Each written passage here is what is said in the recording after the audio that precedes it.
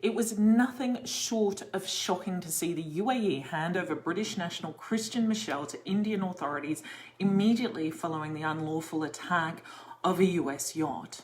British national Christian Michel was wanted for extradition by the Indian authorities, but the UAE held him back for a rainy day. When the daughter of the ruler of Dubai, Sheikha Latifa Al Maktoum, embarked on a dramatic escape mission that led her to sail through the international waters of the Indian Ocean, the UAE called on India for help. India executed an unlawful and hostile attack of a US-flagged yacht in international waters, kidnapped the princess and her friends, violently assaulted them, then delivered them into the custody of the UAE against international law. The attack occurred while I was on the telephone to Princess Latifa, who experienced gunshots. She didn't know what was happening. It was just a shocking experience, to say the least. And this attack on the yacht was not for nothing. The UAE granted politically important extraditions to India, circumventing lawful due process at the expense of all involved. And now Mr. Michel has complained of human rights violations and torture in India. But this should come as no surprise. If India is willing to violate international treaties and law to kidnap a young woman who is escaping torture herself, why would they be expected to abide by other international cooperations, including the preservation of basic human rights? Now, Princess Latifa repeated to them that she would rather die than be returned to Dubai. They took her from outside of the country, where they have no jurisdiction, and they placed her inside another country without any legal process taking place. This is outrageous, and the British government should have strenuously objected to the extradition of Christian Michel under these circumstances. Both India and the UAE have shown the world that they are absolutely willing to bend and break the laws and exchange favours, even if those favours are directly against their Western allies. India abducted a US national, a Finnish national, 3 Filipinos, beat them violently, and sent them to a third country. In return, the UAE sent them a British national. These diplomatic deals need to stop, and while the United Nations provides some recourse, the true solution lies with their allies.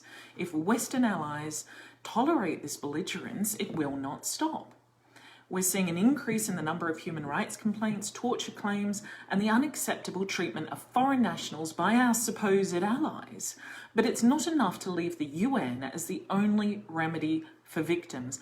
Governments must act now to actively discourage and, if needed, sanction friends who ignore these limits. Lawlessness leads to extraterritorial killings, kidnappings, and the expansion of rules and ideologies into our own jurisdiction. If left unchecked, belligerence leads to Khashoggi-style executions, assault and kidnappings like Sheikha Shamsa Al Maktoum from British soil. It's no wonder at all then that rulers are issuing their own legal judgments and seeking to enforce them through international enforcement agreements. It's no wonder that Interpol is being constantly abused by totalitarian states. We have the UAE ruler, Sheikh Saad bin Saqr Al Qasimi, writing out his own legal judgments in his personal courts, then appealing on a quid pro quo basis to other countries like Bangladesh to freeze assets that don't even belong to him. Swiss national Hatem Assad has fought off 3 abusive Interpol notices, an extradition request, and legal claims through the civil courts. So what does Sheikh Saad do? He tries to use diplomacy and quid pro quo deals to unlawfully seize assets held in other countries.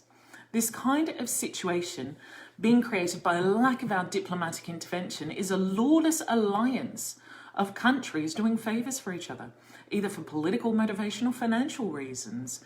If countries can practice law through handshake deals, they can seize assets, they can kidnap, torture and kill all day long, and apparently there's nobody to stop them.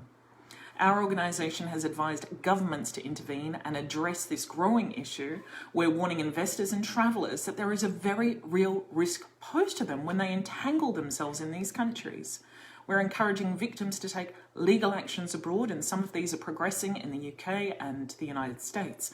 And investors are best to look elsewhere until they can be assured a genuine legal process, or otherwise, the more they succeed, the bigger target they become.